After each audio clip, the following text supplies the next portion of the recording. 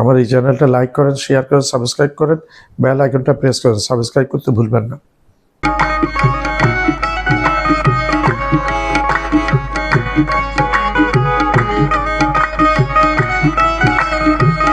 আসসালামু আলাইকুম রহমতুল্লাহি ওয়া বারাকাতুহু।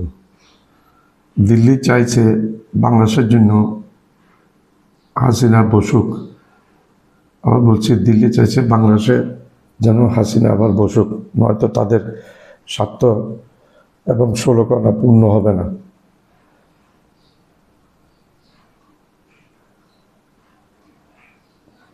দিল্লি বুঝে ফেলেছে তারেক কোন দিকে যাত্রা করেছে, তারেকের গন্তব্য কোন দিকে। দিল্লি স্পষ্ট এখন বুঝে ফেলেছে।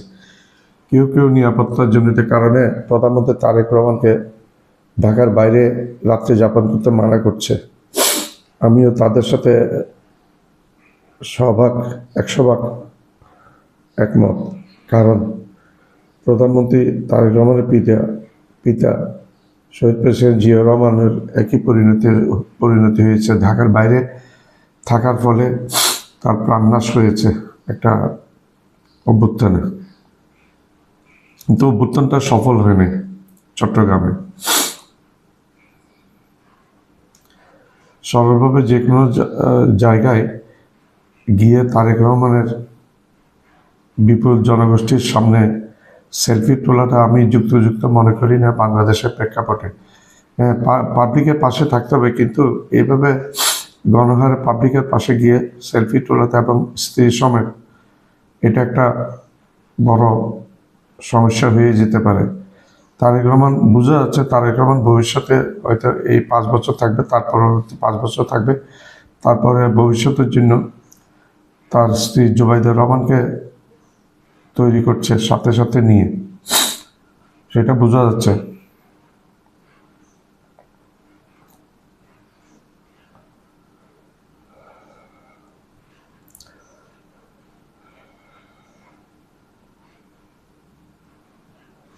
তারেক রহমান জনসমর্থন, জনগণ দ্বারা নির্বাচিত একজন প্রধানমন্ত্রী, সেটাতে কোনো দ্বিমত নাই। কিন্তু ভারতের আজ্ঞাবহ কিন্তু তারেক রহমান না, সেটা তারেক রহমান প্রমাণ করে দিয়েছে। বাংলাদেশ আর আগের মতো চলবে না, সেও আগের মতো চলবে না। তারেক রহমানের চীন সফরের মধ্যে দিয়ে সেটা ভালোভাবে দেখিয়ে দিয়েছে। চীনের সাথে চুক্তিতে ভারতকে তিনি ভালোভাবে বুঝিয়ে দিয়েছেন ওনার ভারতের গোলামি উনি করবে না, আগের প্রধানমন্ত্রী হাসিনার মতো স্বাধীন পররাষ্ট্রনীতি নিয়ে চলবেন।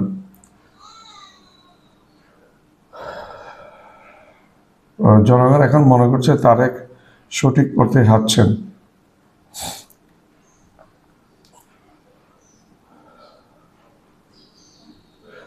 তারেক রহমানের বিদেশ যাত্রা প্রথম মালয়েশিয়া, তারপর প্রথম ইন্দোনেশিয়া, মালয়েশিয়া, তারপর চীন সফরের মধ্যে দিয়ে শুরু হয়েছে এবং ভারতও বুঝে গেছে তারেক রহমানের গন্তব্য কোন দিকে।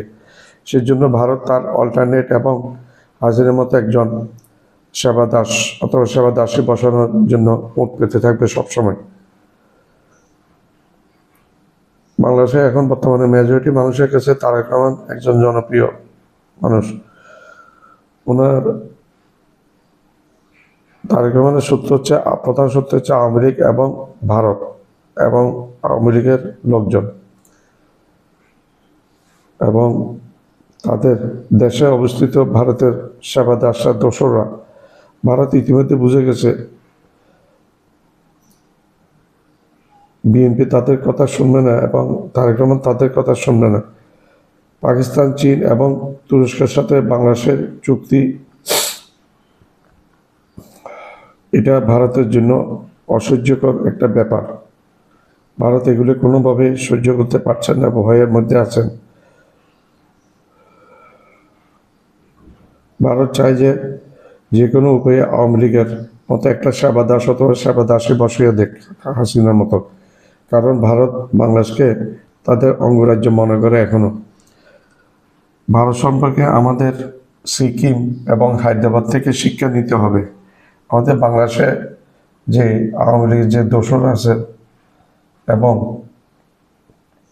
যারা ভারতপন্থী তারা এই হায়দ্রাবাদ এবং সিকিম থেকে শিক্ষা কোনোভাবে নেবে না। তাদের আবার কেউ কেউ বলে বাংলাদেশটা ভারতের অঙ্গরাজ্য হয়ে গেলে ভালো হবে।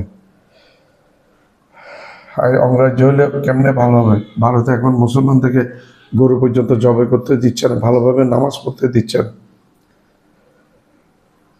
হায়দ্রাবাদ বা নিজামের সরলতা, হায়দ্রাবাদের নিজামের সরলতার সুযোগে কীভাবে হায়দ্রাবাদকে ভারত গ্রাস করে টুকরো টুকরো করে বিভিন্ন 4-5টি রাজ্যের সাথে মিশিয়ে দিয়েছে।